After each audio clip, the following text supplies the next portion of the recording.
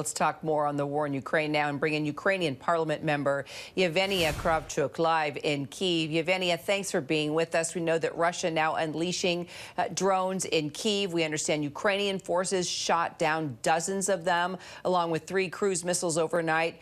Give us some insight to these strikes, if you can, and tell us about Ukraine and how it plans to respond moving forward. Thank you for inviting me. And actually, right now, at this moment, these kamikaze drones are targeting Kyiv and Kyiv region again. We are in the middle of air siren, and already our defense system had got a bunch of them already, and I hope they will not target more civilians. And yes, at least 4 people died today, together with a young family, and the woman was at 6 months of pregnancy. And this is, pure terrorism, because it doesn't have any military sense. It's just, terrorizing the people and trying to also target the civilian energy infrastructure for to not have electricity. We say that Russia has started to take Kyiv in 3 days, and now they are ending to, take off electricity in Kyiv for 3 hours. And also, if I may, I can show you the part of this drone, because I have it from our military committee, and it looks like this. It's very light. It's hard to track. That's why we've been asking, and this is the few metal things from this Shahid drone. It's made in Iran. And actually, we've been asking to speed up the air defense system, because our military are doing their best, but we are equipped with Soviet-era style air defense system, and NASAMS, for example, American NASAMS, I'm sure can easily take those Iranian drones down. Yevheniia, I missed it. I don't think I heard you very well there. Explain to me exactly what you have there. What did you just show us? This is the part of this drone, the skin of the drone. Wow. It was not from the attack this morning. It was taken off in Ukraine just 2 weeks ago, when they started to use it. And Russians have a whole bunch of them. We believe that our intelligence says that they bought 2,400 of these drones from Iran. And we're asking also for the further sanctions for this country that is actually selling drones to Russia, and of course the air defense system for Ukraine to save the lives of civilians and to save our infrastructure, because winter is coming, and if it happens during the winter, when we have very low temperatures, it can, the thousands of people will not have heat in their homes.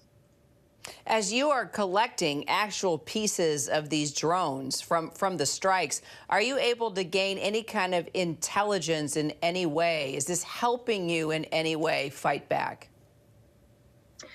Well, we know how many of them Russia had ordered, and we know how they are getting these supplies. We know the routes, actually, how they get these supplies, and we are working with the neighboring countries of Iran to cut off these routes, to stop bringing the drones to Russia. But also, I think that these attacks by the drones on the civilian infrastructure means that Russia is losing on the battlefield.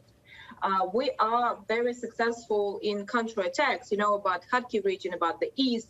Now we have the counter-operation in the south, for which we also would need, armored vehicles, tanks to do that. But Russians are not, fighting with our military on the ground. They are fighting with civilians, with pregnant women. So, Yevheniia, as you just mentioned, your counterattacks, and as you know, the U.S. has committed to sending Ukraine hundreds of military drones as well, including those Switchblade kamikaze drones. What can you tell us about how Ukraine is using this similar technology, and how is it helping Ukraine?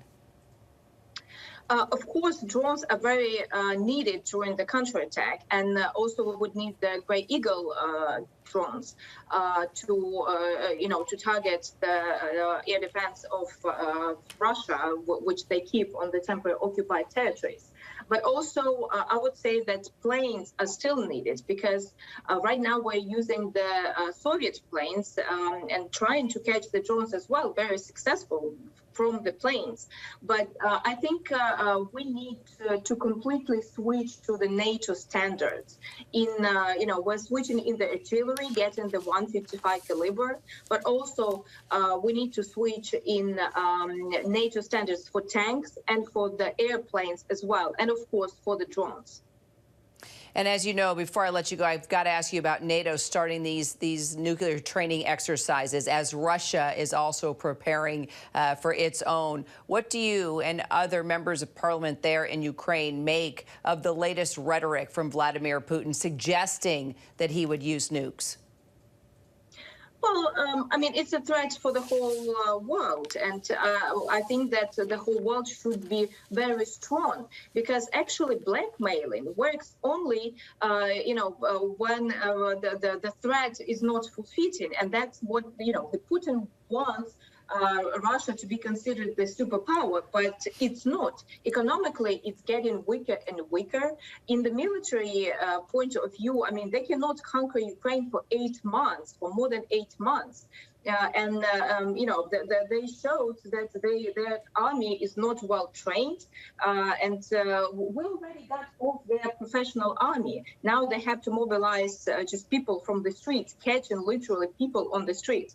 So, we need to stay strong because we need to defend the world order and to defend democracy. Unless we want to live in the world where any dictator can threaten any country with nukes. Yevheniia Kravchuk, appreciate your time. We'll stay in close touch. Thank you. Hi, everyone. George Stephanopoulos here. Thanks for checking out the ABC News YouTube channel. If you'd like to get more videos, show highlights, and watch live event coverage, click on the right over here to subscribe to our channel. And don't forget to download the ABC News app for breaking news alerts. Thanks for watching.